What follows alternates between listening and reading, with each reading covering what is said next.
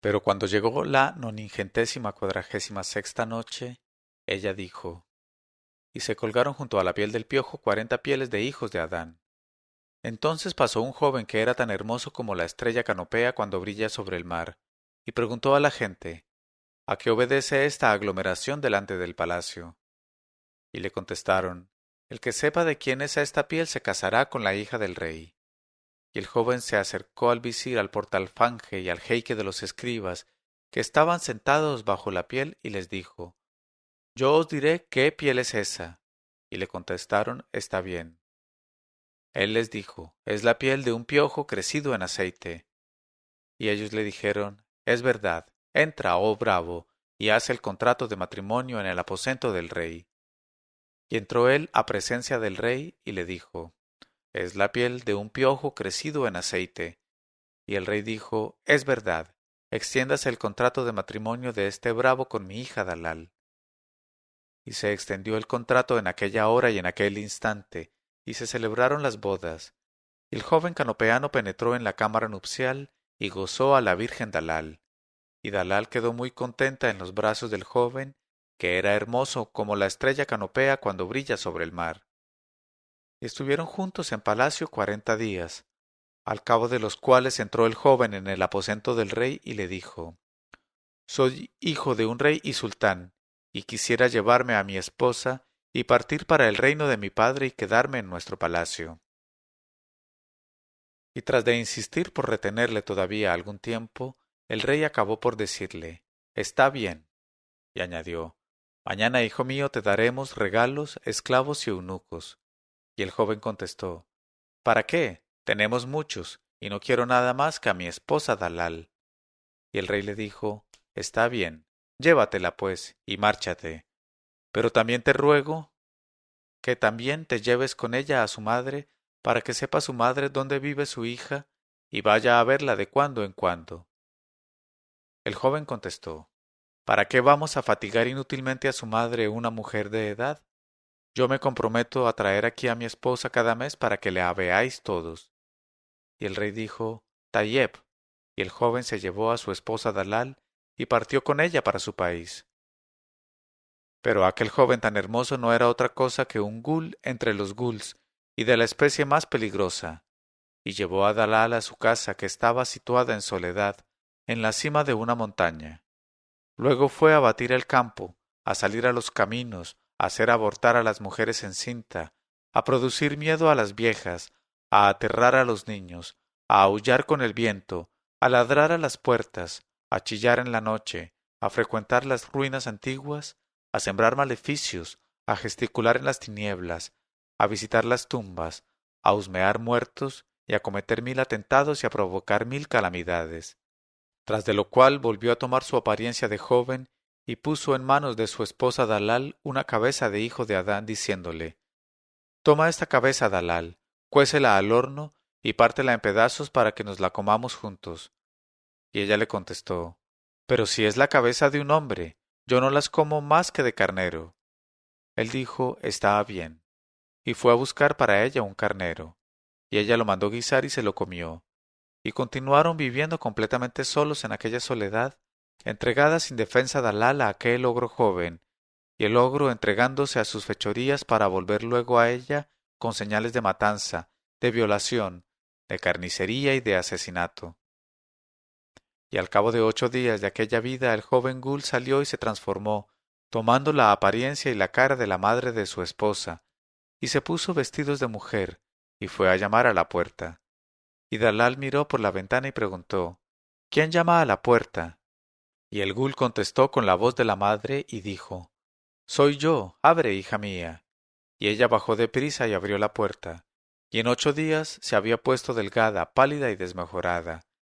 Y el Gul bajo la forma de la madre le dijo, después de los abrazos, oh hija mía querida, he venido a tu casa a pesar de la prohibición, porque nos hemos enterado de que tu marido es un Gul que te hace comer carne de hijos de Adán. Ah, ¿cómo te va, hija mía? Ahora tengo mucho miedo de que también te coma a ti. Ven y huye conmigo. Pero Dalal, que no quería hablar mal de su marido, contestó, calla, oh madre mía, aquí no hay ni gul ni olor de gul. no digas esas cosas para perdición nuestra. Mi esposo es un hijo de rey tan hermoso como la estrella canopea cuando brilla sobre el mar, y me da de comer todos los días un carnero cebado. Entonces la dejó el joven Gul con el corazón regocijado, porque no había descubierto ella su secreto, y recuperó su forma primitiva, y fue a llevarle un cordero y a decirle, Toma, manda guisarlo, Dalal. Ella le dijo, Ha venido aquí mi madre, yo no tengo la culpa, y me ha dicho que te salude en su nombre. Él contestó, Verdaderamente siento no haber venido un poco antes para encontrar a la abnegada esposa de mi tío. Luego le dijo, ¿Te gustaría también ver a tu tía, la hermana de tu madre? Ella contestó, Oh sí. Él le dijo, Está bien, mañana te la mandaré. Y he aquí que al día siguiente, cuando despuntó el día, salió el Gul, que se transformó en tía de Dalal, y fue a llamar a la puerta. Y Dalal preguntó desde la ventana, ¿Quién es? Él le dijo, Abre, que soy yo, tu tía. He pensado mucho en ti y vengo a verte. Y la joven bajó y le abrió la puerta. Y el Gul, disfrazado de tía, besó a Dalal en las mejillas, lloró largas y repetidas lágrimas y dijo, Ah, oh hija de mi hermana, ah, qué dolores y calamidades. Y Dalal preguntó, ¿por qué? ¿Cuándo? ¿Cómo? La tía dijo, ay, ay, ay. La joven preguntó, ¿dónde te duele, tía mía? La tía dijo, en ninguna parte, oh hija de mi hermana. Es que sufro por ti. Nos hemos enterado de que el individuo con quien te casaste es un gul. Pero Dalal contestó, Calla, no digas esas cosas, tía. Mi esposo es hijo de un rey y sultán, como yo soy hija de un rey y sultán.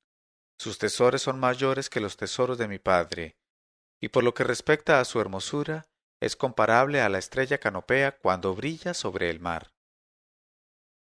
En este momento de su narración, Sherazada vio aparecer la mañana y se calló discretamente.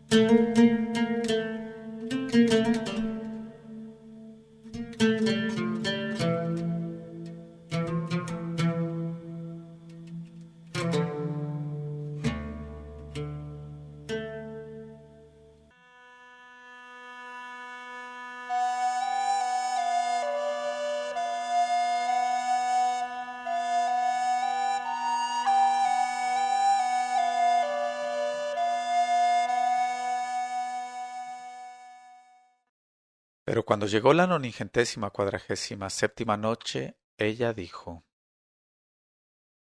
y por lo que respecta a su hermosura es comparable a la estrella canopea cuando brilla sobre el mar.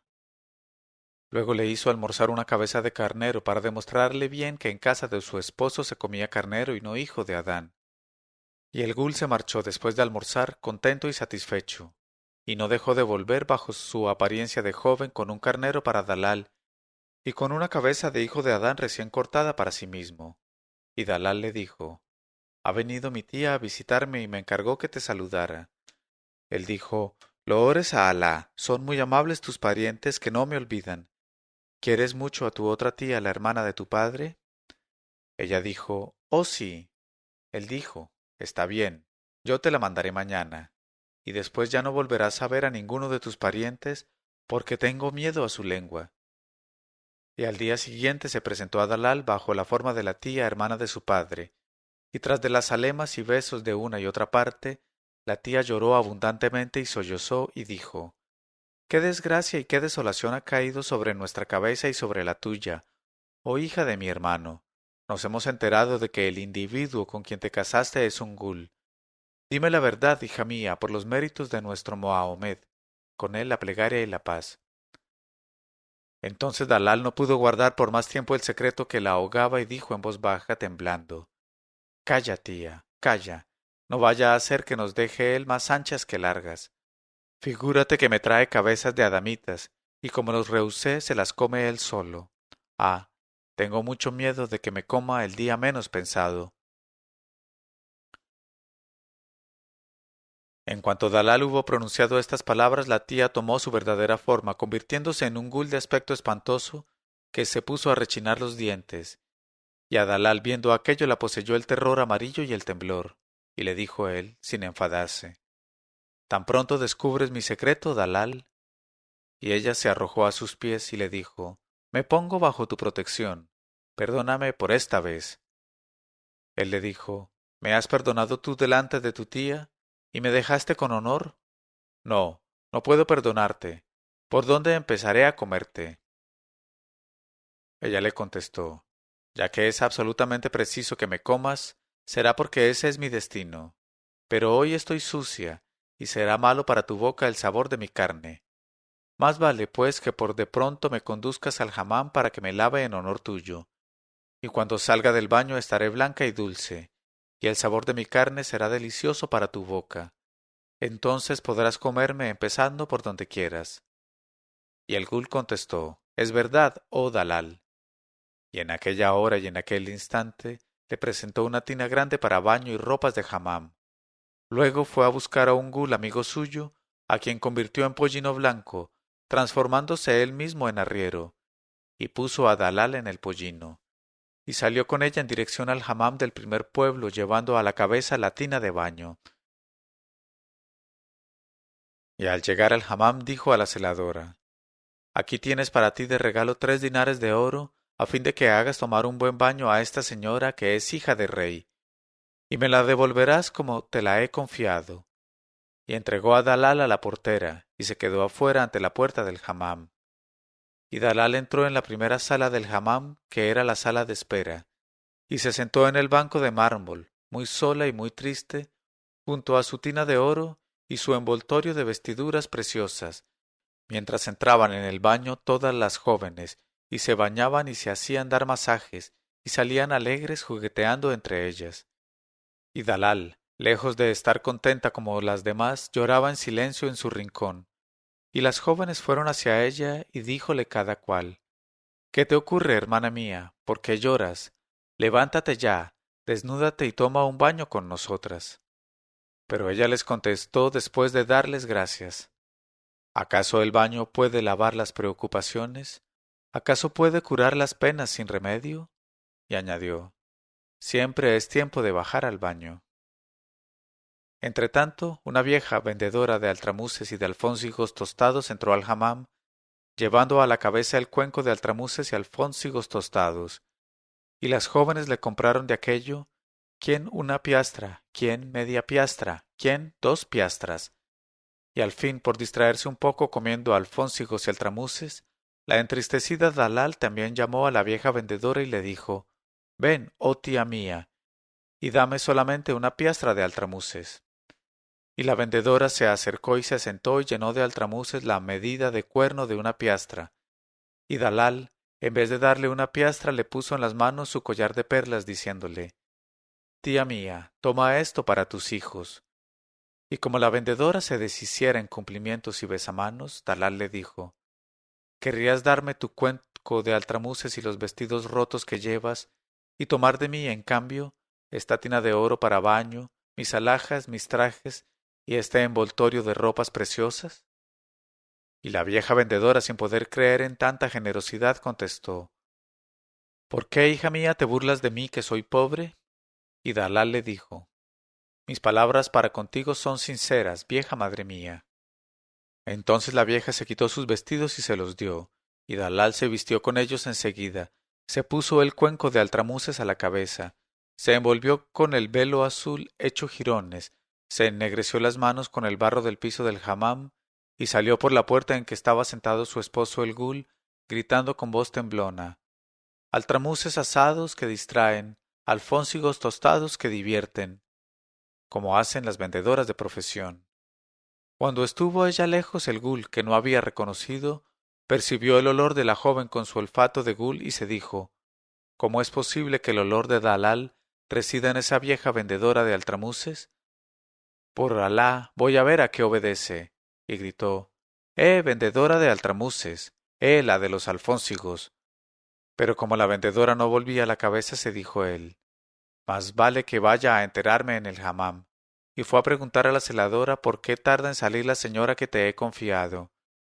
La celadora contestó, Enseguida saldrá con las demás señoras que no se van hasta la noche, porque están ocupadas en depilarse, en teñirse los dedos con jené, en perfumarse y en trenzarse los cabellos. Y el Ghul se tranquilizó, y de nuevo fue a sentarse a la puerta, y esperó que salieran del hammam todas las señoras, y la celadora de la puerta salió la última, y cerró el hammam, y el Ghul le dijo, ¿qué haces? ¿Vas a dejar encerrada a la señora que te he confiado? La mujer dijo, pero si ya no hay nadie en el hammam, a no ser la vieja vendedora de altramuces, a quien dejamos dormir todas las noches en el hammam, porque no tiene una yacija. Y el Ghul cogió a la celadora por el cuello y la zarandeó, y estuvo a punto de estrangularla, y le gritó, «Oh alcahueta, tú responderás de la señora, y a ti te la exigiré». Ella contestó, «Yo soy celadora de ropas y babuchas, pero no celadora de mujeres». Y como le apretara él más fuerte el cuello, se puso a gritar, «Oh musulmanes, socorredme». Y el ogro empezó a pegarla mientras de todas partes acudían los hombres del barrio, y gritaba, «Aunque esté en el séptimo planeta me la tienes que devolver, oh instrumento de zorras viejas». Y esto es lo referente a la vieja celadora del hammam y a la vieja vendedora de altramuces. Pero he aquí ahora lo que atañe a Dalal. Una vez que salió del hammam y consiguió burlar la vigilancia del Ghul, siguió andando para volver a su país, y cuando estuvo a bastante distancia de la ciudad, encontró un arroyuelo en donde se lavó manos, cara y pies, y se dirigió a una morada que se erguía muy cerca de allí y que era el palacio de un rey.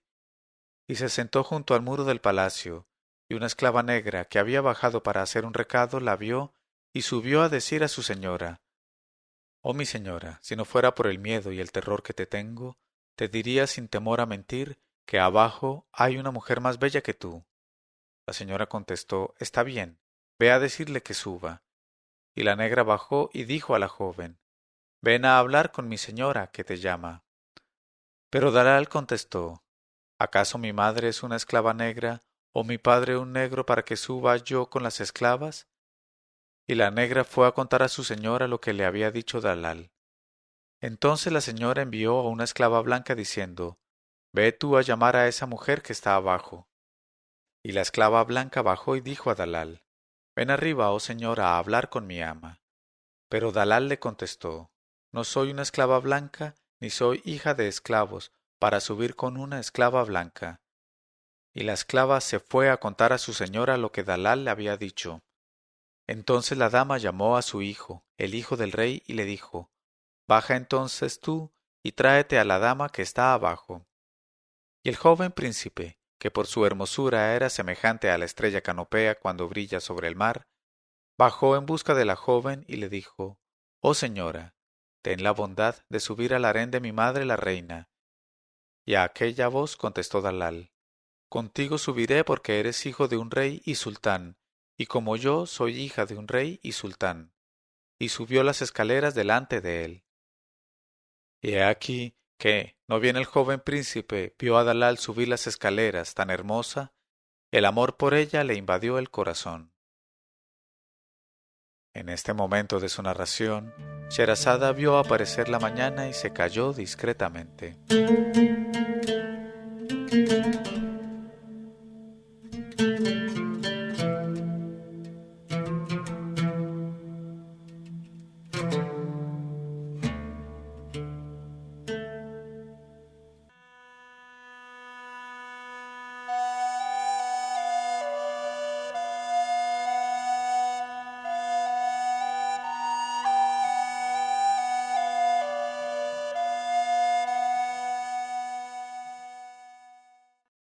Pero cuando llegó la noningentésima cuadragésima octava noche, ella dijo,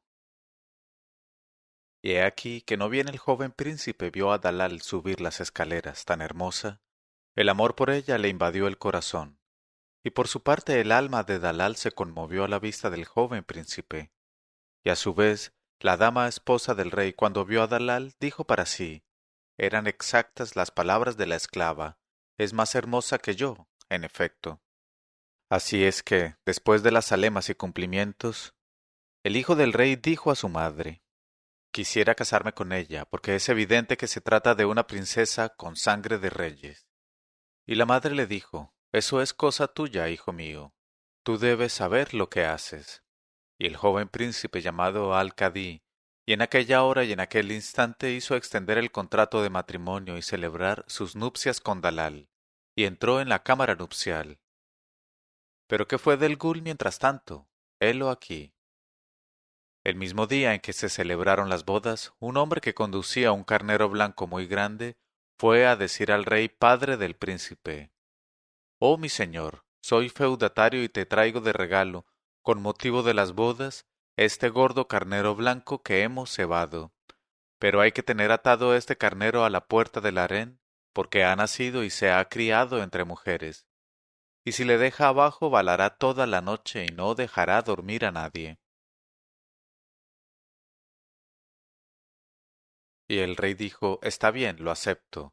Y dio un ropón de honor al feudatario, que se marchó por su camino. Y entregó el carnero blanco al haga del harén, diciéndole: Sube a atar este carnero a la puerta del harén, porque no le gusta estar más que entre mujeres. Y he aquí que, cuando llegó la noche de la penetración, y el hijo del rey entró en la cámara nupcial, y se durmió al lado de Dalal, después de haber hecho lo que tenía que hacer, el carnero blanco rompió su cuerda y entró en la habitación, y se llevó a Dalal, y salió con ella al patio, y le dijo sin enfadarse: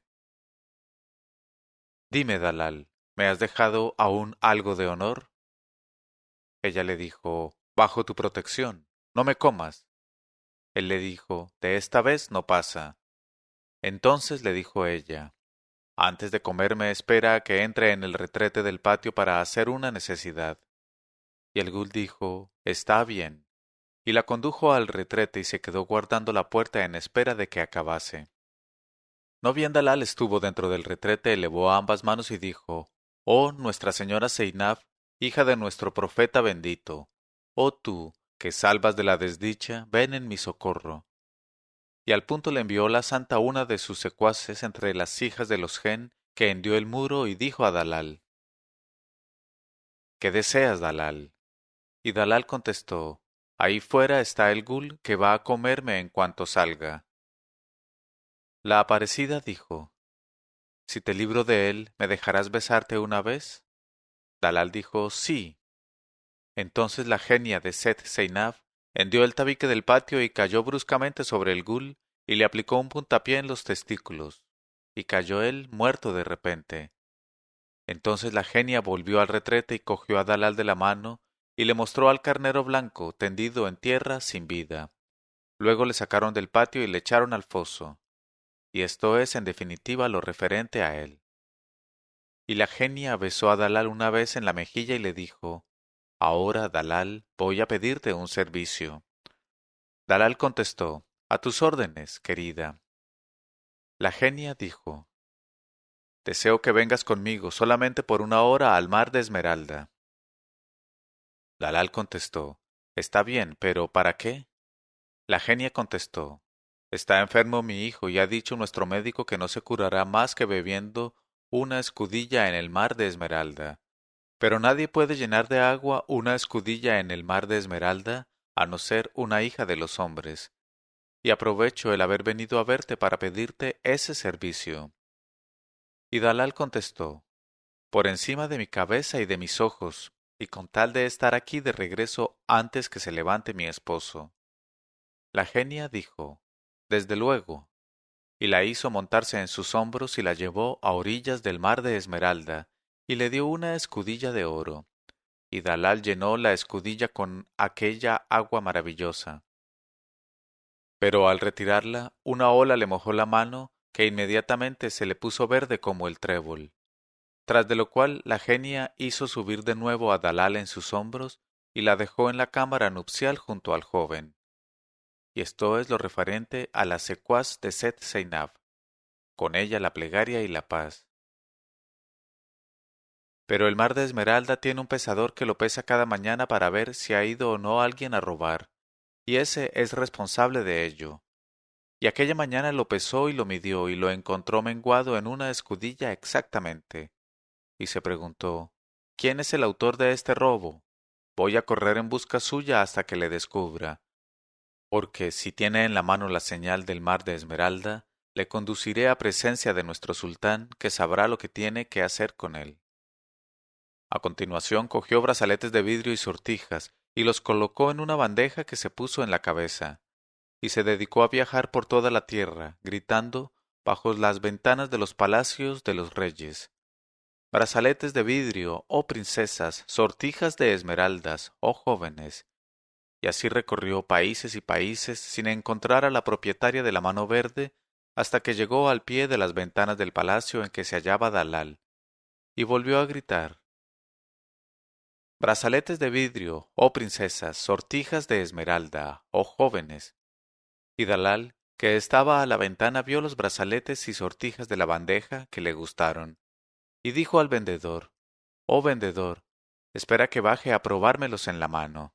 Y bajó a donde estaba el mercader, que era el pesador del mar de esmeralda, y le tendió su mano izquierda diciendo: pruébame las sortijas y brazaletes más hermosos que tengas.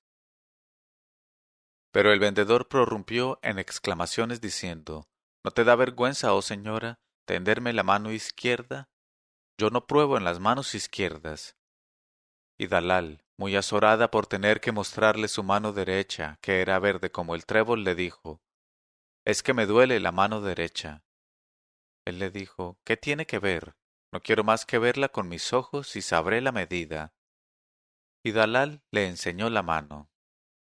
Y he aquí que cuando el pesador del mar de esmeralda vio la mano de Dalal, que tenía la señal verde, comprendió que era ella quien había cogido la escudilla de agua, y de improviso la tomó en brazos y la transportó a presencia del sultán del mar de esmeralda, y le hizo entrega de ella diciendo: ha robado una escudilla de tu agua, oh rey del mar, y tú sabrás lo que tienes que hacer con ella. Y el sultán del mar de esmeralda miró a Dalal con ira, pero en cuanto sus ojos se posaron en ella, quedó conmovido por su belleza, y le dijo: oh joven, voy a hacer mi contrato de matrimonio contigo. Ella le dijo: qué lástima, pero estoy casada por contrato lícito con un joven semejante en hermosura a la estrella canopea cuando brilla sobre el mar. Entonces le dijo él: ¿y no tiene una hermana que se te parezca, o una hija, o incluso un hijo? Ella dijo: tengo una hija de 10 años que hoy es núbil y que se parece a su padre en hermosura. Él dijo: está bien. Y llamó al pescador del mar de esmeralda y le dijo: lleva a tu señora al sitio de donde la sacaste. Y el pescador la cogió a hombros, y el sultán del mar de esmeralda partió con ellos, llevando a Dalal de la mano. Y entraron en el palacio del rey, y el sultán siguió a Dalal al aposento de su esposo y le dijo, después de la presentación: quiero alianza contigo por medio de tu hija. El rey le dijo: está bien, precisa la dote que me darás por ella. Y el sultán del mar de esmeralda dijo: la dote que te daré por ella la constituirán 40 camellos cargados de esmeraldas y de jacintos. Y quedaron de acuerdo, y celebráronse las bodas del sultán del mar de esmeralda con la hija de Dalal y del príncipe canopeano, y vivieron todos juntos en completa armonía, y loora a Alá en toda circunstancia. Cuando el capitán de policía Gamal al-Din hubo contado esta historia, el sultán Baibars, sin darle tiempo a volver a su sitio, le dijo: por Alá, ya Gamal al-Din, que esta es la historia más hermosa que oí jamás. Y el capitán contestó: se tornó así para agradar a nuestro amo, y volvió a la fila. Entonces avanzó el séptimo, que se llamaba el capitán Fakr al-Din, y besó la tierra entre las manos del sultán Baibars, y dijo: yo, oh emir y rey nuestro, te diré una aventura que me ha sucedido a mí mismo y que no tiene más mérito que el de ser corta. Hela aquí.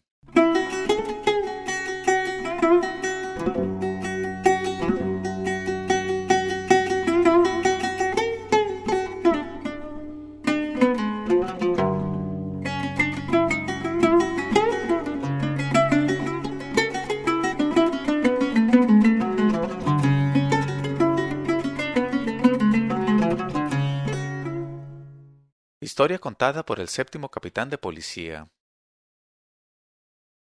Un día entre los días, en la localidad donde yo me encontraba, un ladrón entre los árabes entró de noche en casa de un cortijero para robar un saco de trigo. Pero las gentes del cortijo oyeron ruido y me llamaron a grandes gritos diciendo, ¡Al ladrón! Pero nuestro hombre consiguió esconderse tan bien que a pesar de todas nuestras pesquisas no pudimos llegar a descubrirle. Y cuando yo emprendía el camino de la puerta para marcharme, pasé junto a un gran montón de trigo que había en el patio. Y encima del montón había una cazoleta de cobre que servía de medida. Y de pronto oí un cuesco espantoso que salía del montón de trigo.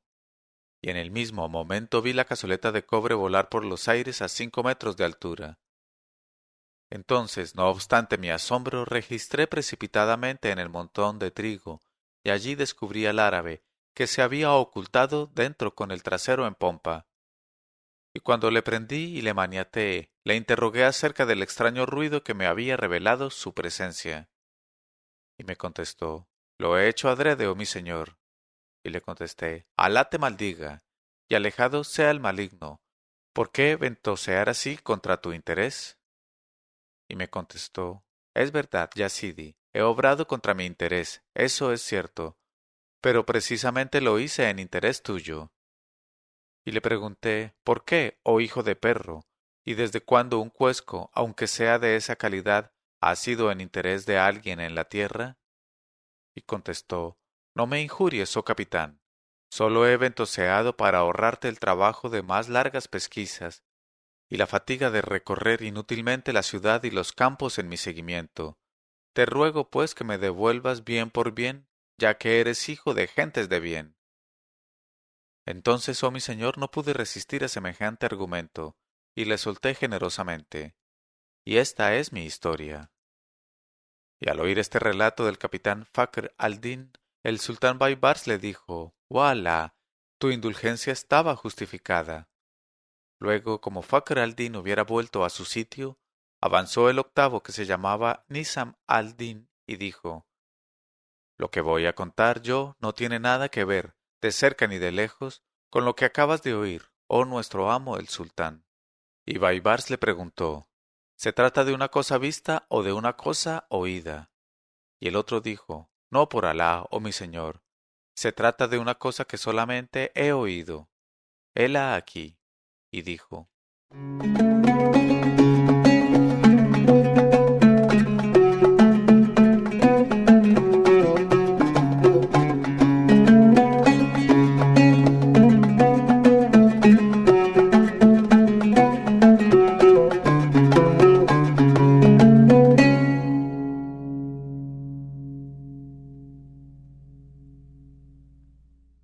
historia contada por el octavo capitán de policía. Había una vez un tañedor de clarinete ambulante y estaba casado con una mujer, y la dejó encinta, y parió ella un varón con ayuda de Alá.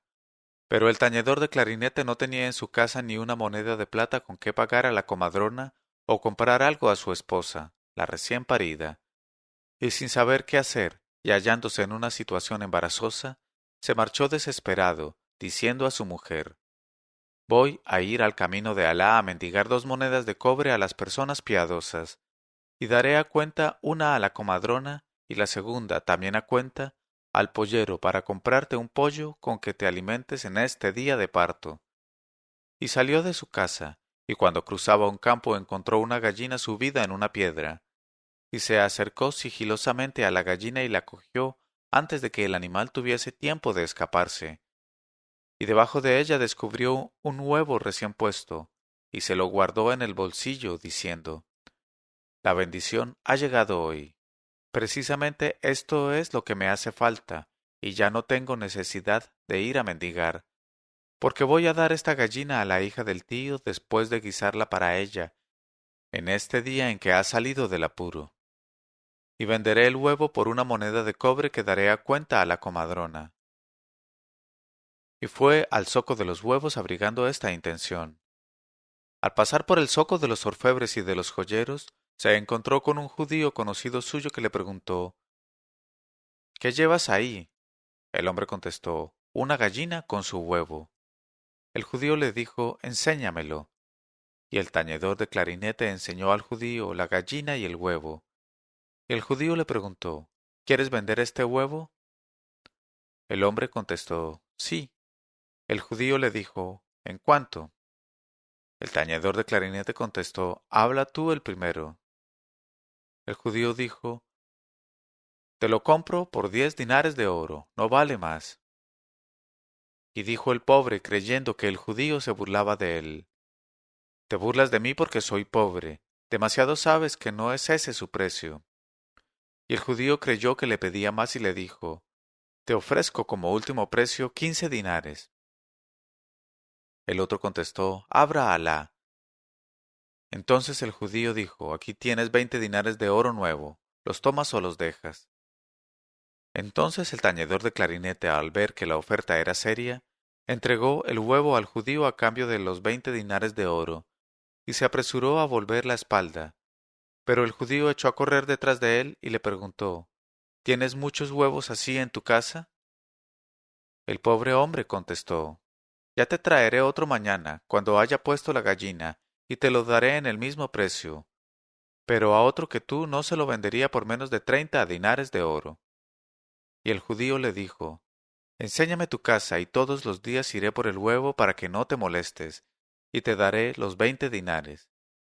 Y el tañedor de clarinete le enseñó su casa, y se apresuró luego a buscar otra gallina en lugar de aquella tan ponedora, y la hizo guisar para su esposa, y pagó liberalmente su trabajo a la comadrona. Y al día siguiente dijo a su esposa, oh hija del tío, guárdate de degollar a la gallina negra que hay en la cocina, es la bendición de la casa, nos pone huevos que al precio corriente valen 20 dinares de oro cada uno. En este momento de su narración, Sherazada vio aparecer la mañana y se calló discretamente.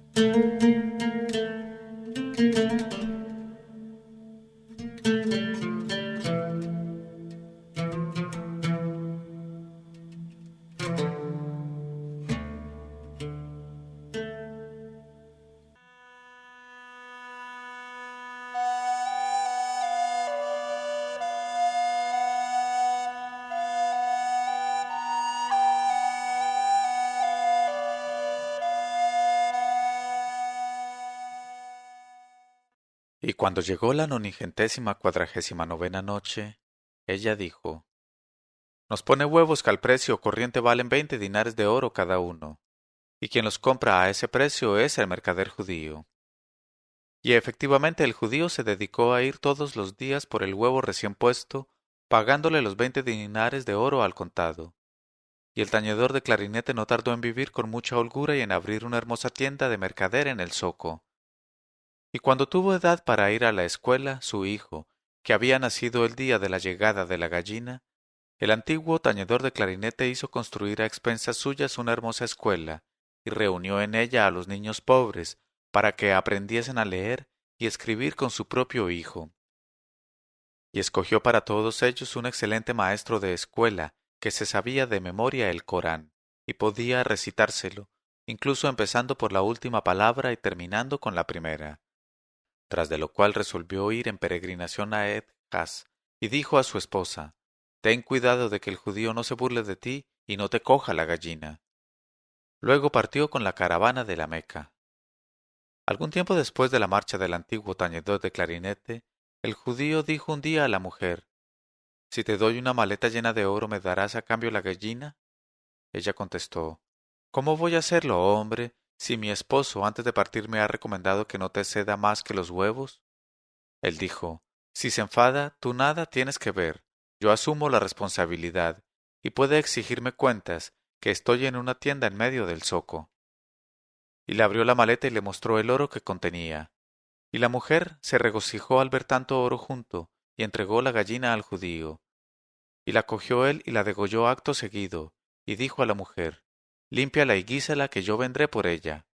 Pero como falte un pedazo, abriré el vientre a quien se lo haya comido, para sacárselo. Y se marchó. He aquí que a la hora de mediodía el hijo del tañedor de clarinete volvió de la escuela, y vio que su madre retiraba de la lumbre una cacerola con la gallina, y la ponía en un plato de porcelana, y la cubría con una servilleta de muselina. Y su alma de colegial anheló vivamente comerse un trozo de aquella gallina tan hermosa, y dijo a su madre, Dame un poquito, madre mía. Ella le dijo, cállate, ¿acaso nos pertenece? Luego, como ella se ausentara un momento para hacer una necesidad, el muchacho levantó la servilleta de muselina y de un solo mordisco arrancó la curcusilla de la gallina y se la tragó, aunque estaba muy caliente. Y le vio una de las esclavas y le dijo, Oh, amor mío, qué desgracia y qué calamidad irremediable. Huye de la casa, pues el judío que va a venir por su gallina te abrirá el vientre para sacarte la curcusilla que te has tragado. Y dijo el muchacho, Es verdad, más vale que me marche que perder tan buena curcusilla. Y montó en su mula y partió. No tardó en ir por la gallina el judío, y vio que faltaba la curcusilla, y dijo a la madre, ¿Dónde está la curcusilla? Ella contestó, Mientras salí para hacer una necesidad, mi hijo a espaldas mías ha arrancado con sus dientes la curcusilla y se la ha comido.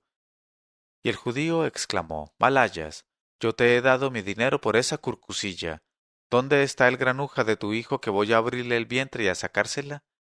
Ella contestó, Ha huido de terror. Y el judío salió a toda prisa y empezó a viajar por ciudades y pueblos, dando las señas del muchacho hasta que le encontró en el campo, dormido, y se acercó sigilosamente a él para matarle.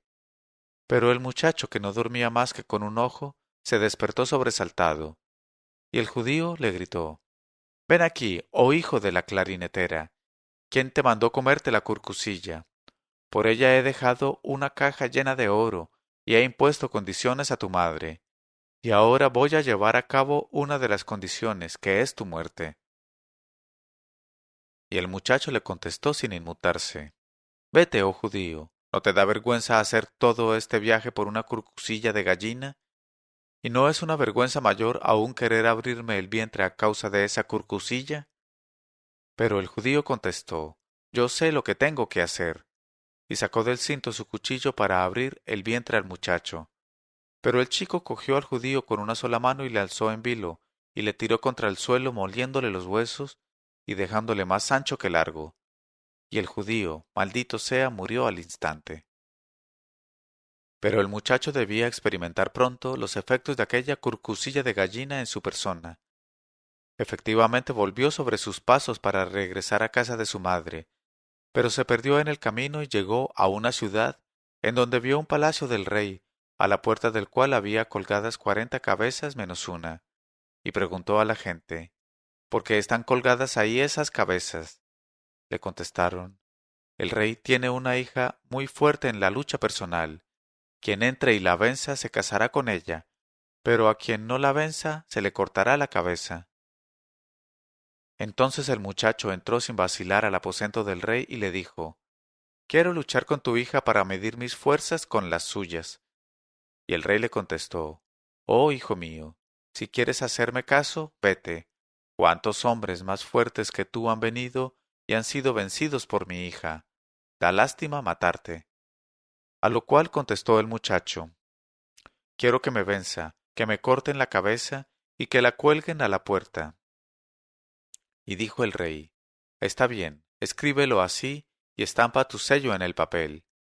Y el muchacho lo escribió y lo selló.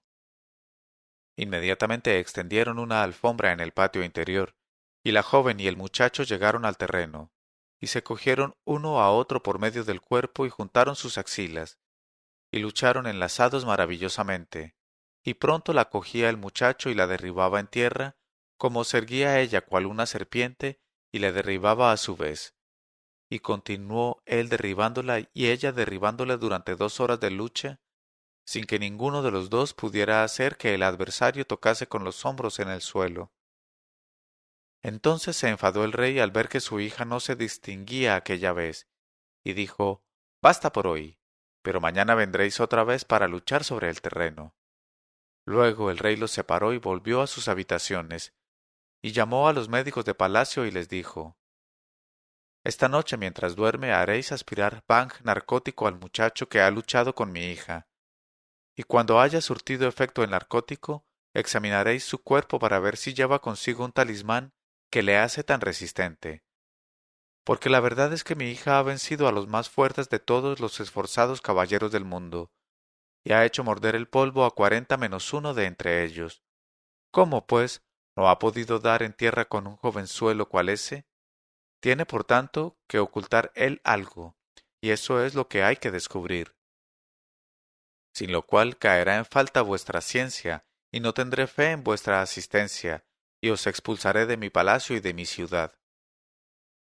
Así es que cuando llegó la noche y durmióse el muchacho, fueron los médicos a hacerle aspirar banc narcótico, y le amodorraron profundamente, y examináronle el cuerpo punto por punto, golpeando encima como se golpea en las cubas, y acabaron por descubrir, dentro del pecho, envuelta en sus entrañas, la curcusilla de gallina, y buscaron sus tijeras e instrumentos, hicieron una incisión, y extrajeron del pecho del muchacho la curcusilla de la gallina.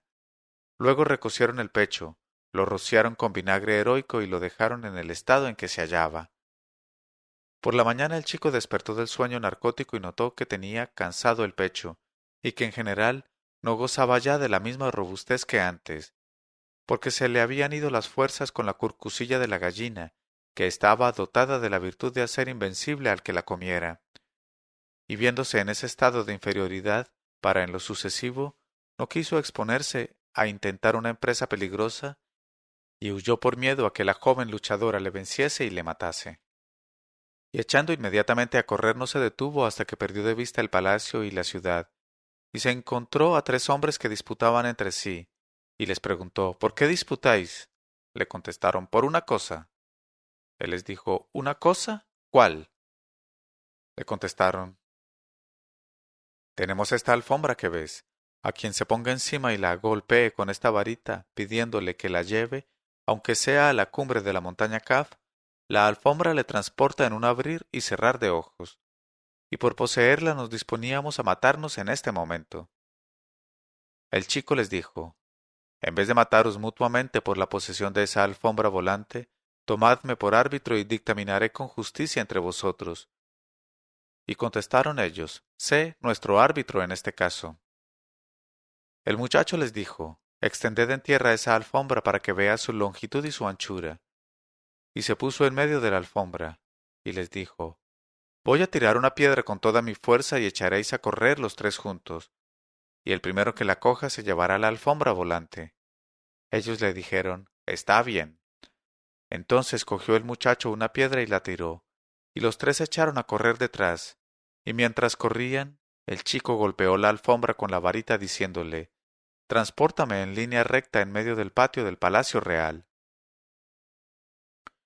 Y la alfombra ejecutó la orden en aquella hora y en aquel instante, y dejó al hijo del tañedor del clarinete en el patio del palacio consabido, en el sitio donde generalmente se efectuaban las luchas con la princesa.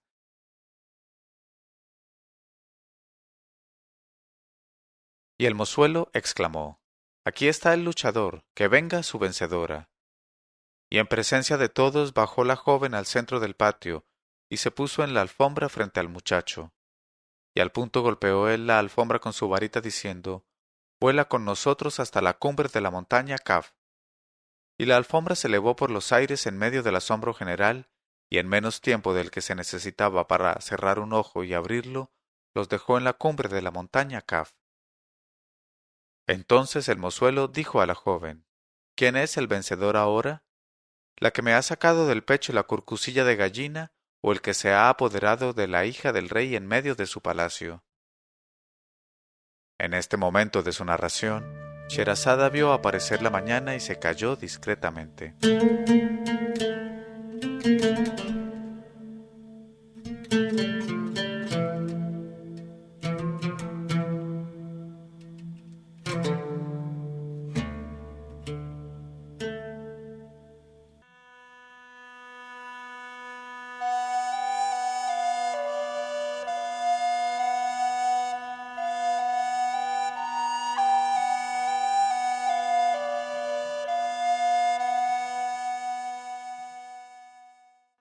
Pero cuando llegó la 95ª noche, ella dijo, ¿quién es el vencedor ahora? ¿La que me ha sacado del pecho la curcusilla de gallina o el que se ha apoderado de la hija del rey en medio de su palacio? Ella contestó, bajo tu protección. Perdóname, y si quieres conducirme otra vez al palacio de mi padre, me casaré contigo, diciendo, me ha vencido, y ordenaré a los médicos que vuelvan a meterte en el pecho la curcusilla de gallina. Él dijo, está bien, pero dice el proverbio, hay que amasar el barro cuando está hablando, y antes de transportarte quiero hacer contigo lo que sabes. Ella dijo, está bien. Entonces la cogió y se echó encima de ella, y como la encontraba a punto, se dispuso a amasarla donde era necesario mientras estuviese blanda.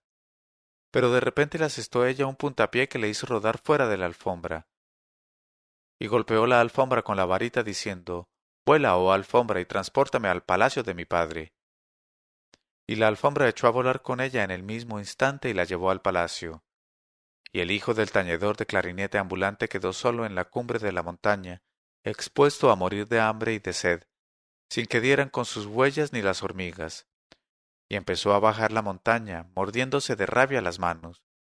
Y se estuvo bajando sin parar un día y una noche, y por la mañana llegó a la mitad de la montaña, y para suerte suya encontró allí dos palmeras que se doblaban bajo el peso de sus dátiles maduros. Y he aquí que una de las dos palmeras tenía dátiles rojos y la otra dátiles amarillos. Y el muchacho se apresuró a coger una rama de cada especie, y como prefería los amarillos, empezó por comerse con delectación uno de aquellos dátiles amarillos. Pero al punto sintió en la cabeza una cosa que le arañaba la piel, y se llevó la mano al sitio de la cabeza donde le arañaba, y sintió que le salía con rapidez en la cabeza un cuerno que se enroscaba a la palmera, y por más que quiso libertarse quedó sujeto por el cuerno a la palmera. Entonces se dijo, muerte por muerte, prefiero satisfacer antes mi hambre y morir luego, y comenzó a comer dátiles rojos. Y aquí que en cuanto se comió uno de los rojos, sintió que el cuerno se desenroscaba de la palmera y que se quedaba libre su cabeza. Y en un abrir y cerrar de ojos, fue como si nunca hubiera existido el cuerno, y ni rastros de él le quedaron en la cabeza. Entonces se dijo el muchacho, está bien, y se puso a comer dátiles rojos hasta que satisfizo su hambre. Luego se llenó el bolsillo de dátiles rojos y amarillos y continuó viajando día y noche durante 2 meses enteros, hasta que llegó a la ciudad de su adversaria, la hija del rey. Y se puso debajo de las ventanas del palacio y empezó a pregonar, dátiles tempranos y maduros, dátiles, dedos de princesas, dátiles, compañía de los jinetes, dátiles. Y la hija del rey oyó el pregón del vendedor de dátiles tempranos y dijo a sus doncellas, bajad pronto a comprar dátiles a ese vendedor y escogedlos bien frescos, oh jóvenes. Y bajaron ellas a comprar dátiles sin que se les dejara, dada su rareza, en menos de 1 dinar a cada uno. Y compraron 16 por 16 dinares, y subieron a dárselos a su ama. Y la hija del rey observó que eran dátiles amarillos, los que más le gustaban precisamente, y se comió los 16 uno tras de otro, en el tiempo justo para llevárselos a la boca, y dijo, oh corazón mío, cuán deliciosos son. Pero apenas había pronunciado estas palabras, sintió una fuerte desazón, picándole en 16 sitios distintos de la cabeza, y se llevó inmediatamente la mano a la cabeza y sintió que le agujereaban el cuero cabelludo 16 cuernos en 16 sitios distintos y simétricos. Y ni tiempo de gritar había tenido cuando ya los 16 cuernos se habían desarrollado, y de 4 en 4 habían ido a clavarse en la pared fuertemente. Al ver aquello, y a los gritos penetrantes que ella se puso a lanzar a coro con sus doncellas, acudió el padre, jadeando, y preguntó, ¿qué ocurre?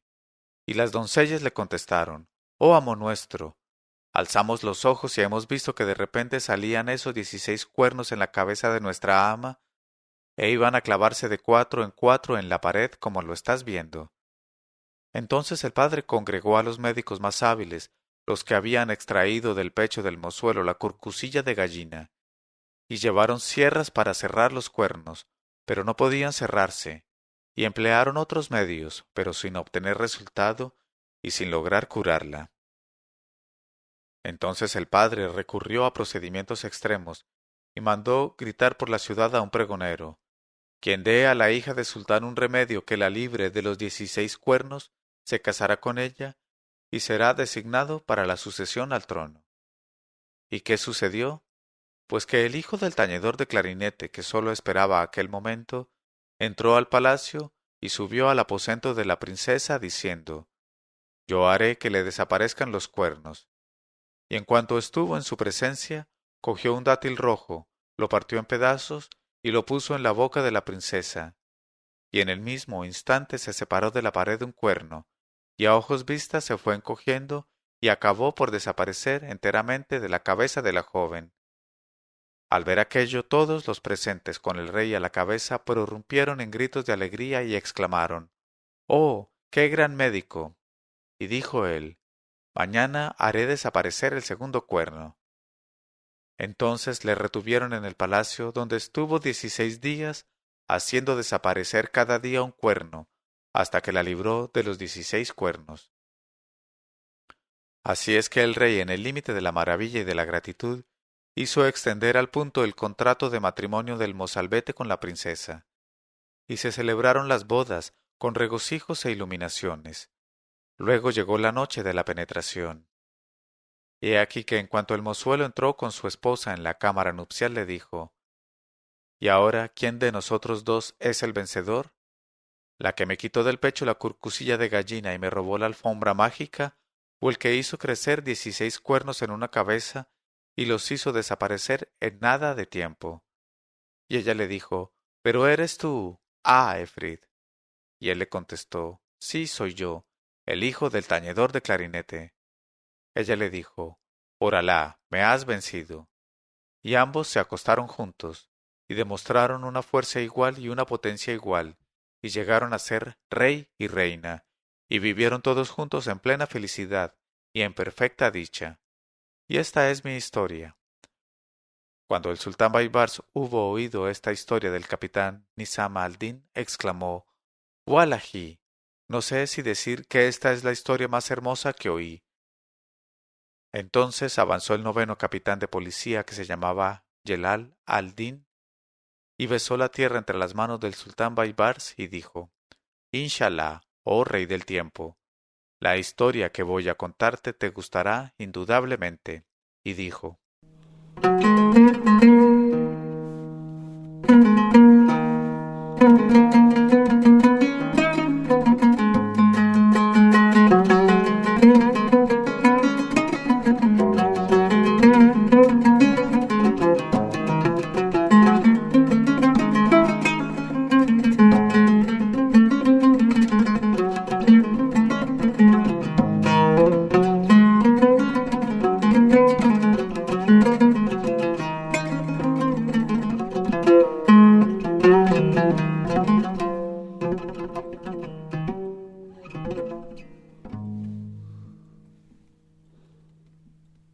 Historia contada por el noveno capitán de policía. Había una mujer que, a pesar de todos los asaltos, no concebía ni paría. Así es que un día se levantó e hizo su plegaria al retribuidor diciendo: Dame una hija aunque deba morir con el olor del lino. Y al hablar así del olor del lino, quería pedir una hija, aunque fuese tan delicada y tan sensible, como para que el olor anodino del lino la incomodase hasta el punto de hacerla morir. Y el caso es que concibió y parió sin contratiempo a la hija que Alá hubo de darle, y que era tan hermosa como la luna al salir, y pálida como un rayo de luna, y como él delicada. Y la llamaron Sittucán. Cuando ya era mayor y tenía 10 años de edad, el hijo del sultán pasó por la calle y la vio asomada a la ventana. Y en el corazón se le albergó el amor por ella, y se fue malo a casa. Y se sucedieron los médicos ante él, sin dar con el remedio que necesitaba. Entonces, enviada por la mujer del portero, subió a verle una vieja, que le dijo después de mirarle: Oh, ¿estás enamorado o tienes un amigo a quien amas? Él contestó: Estoy enamorado. Ella le dijo: Dime de quién, y seré un lazo entre tú y ella. Él dijo: De la bella Sittucán. Ella contestó: Refresca tus ojos y tranquiliza tu corazón, que yo te la traeré. Y la vieja se marchó, y encontró a la joven tomando el fresco a su puerta. Y después de las alemas y cumplimientos le dijo: La salvaguardia con las hermosas como tú, hija mía, las que se te parecen y tienen dedos tan bonitos como los tuyos, deberían aprender a tejer lino, porque no hay nada más delicioso que un uso en dedos fusiformes. Y se marchó. Y la joven fue a casa de su madre y le dijo: Llévame, madre mía, a casa de la maestra. La madre le preguntó: ¿Qué maestra? La joven contestó: La maestra del lino. Y su madre contestó: Cállate, el lino es peligroso para ti. Su olor es pernicioso para tu pecho. Si lo tocas, morirás. Ella dijo: No, no moriré. E insistió y lloró de tal manera que su madre la envió a casa de la maestra del lino. Y la joven estuvo allá todo un día aprendiendo a hilar lino, y todas sus compañeras se maravillaron de su belleza y de la hermosura de sus dedos. Y he aquí que se le metió en un dedo entre la carne y la uña una brizna de lino, y cayó ella al suelo sin conocimiento. Y la creyeron muerta, y enviaron recado a casa de su padre y de su madre, y les dijeron: Venid a llevaros a vuestra hija, y que Alá prolongue vuestros días, pues ha muerto. Entonces su padre y su madre, cuya única alegría era ella, se desgarraron las vestiduras, y azotados por el viento de la calamidad, fueron con el sudario a enterrarla. Pero he aquí que pasó la vieja y les dijo: Sois personas ricas, y resultaría un oprobio para vosotros enterrar a esa joven en el polvo. Ellos preguntaron: ¿Y qué vamos a hacer? Ella dijo: Construidle un pabellón en medio del río, y la acostaréis en un lecho dentro de ese pabellón, e iréis a verla todos los días que lo deseéis. Y le construyeron un pabellón de mármol sostenido por columnas en medio del río, y lo rodearon de un jardín alfombrado de césped, y pusieron a la joven en un lecho de marfil dentro del pabellón, y se marcharon llorando. ¿Y qué aconteció? Pues que la vieja fue al punto en busca del hijo del rey que estaba enfermo de amor, y le dijo: Ven a ver a la joven.